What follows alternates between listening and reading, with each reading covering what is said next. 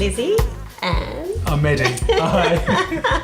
From Zeequil in Adelaide, and we make electronic chill out music. Yeah. Some of it's not so chill out. It's a bit of a balance. I mean, we do try and make it a bit more hyper, but it always has a nice, relaxing vibe about it in there. So.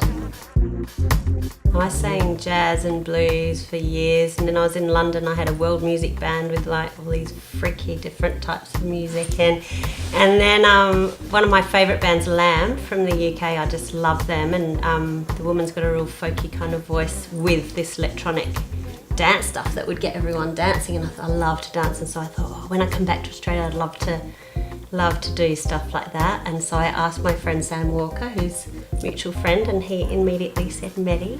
And so then we got together, and yeah, it worked really well. It's interesting because a lot of the tracks are born out of real small ideas and certain moments. A lot of the time, from my point of view, I'll mess around and I'll just have some fun. And I don't have computers on. I will use like a hardware sampler, like an MPC. I'll use that a lot. I'll use drum machines and I'll use synthesizers, and I'll mess around, and maybe out of messing around there'll be one thing that just comes about that I think, oh. And we kind of build a track out of it, or I get a few ideas and then I'll pass them to Lizzie and she'll say, oh, I like this, but I want this at the beginning, can you make that last longer? Or Lizzie, in the past, you've chopped them up and gone, this is how I've rearranged what you've done. For what the vocal has.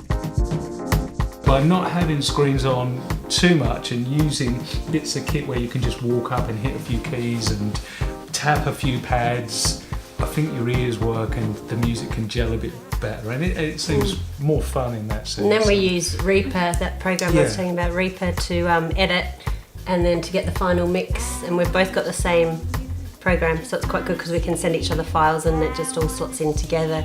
And then I put on the track up here, and then I usually improvise a lot. That's where my background is, through jazz and stuff. I improvise, and so I'll just come in. I might have like an idea in my head, like a couple of lines or something, but really sometimes I have no idea at all, and just put on the headphones and listen to it a couple of times, press record, and just see what comes out. Play it out and see what the reaction's like, because it's a great barometer to how your music really works. I mean, people can sit down in front of their computer and hear stuff on SoundCloud, or people can listen to it and they can say one thing, but to see how a crowd reacts to it, or even a room full of people and the feeling, the atmosphere in the room, is really powerful.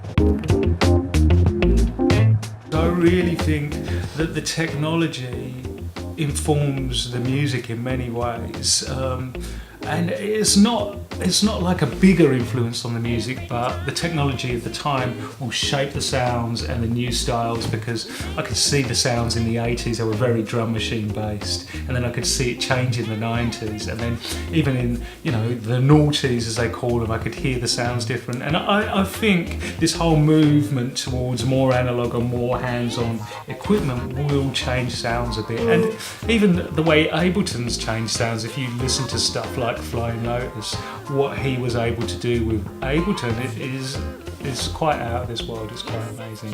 But as for new trends, it's kind of hard to tell. But wait for our next album. Yeah, exactly.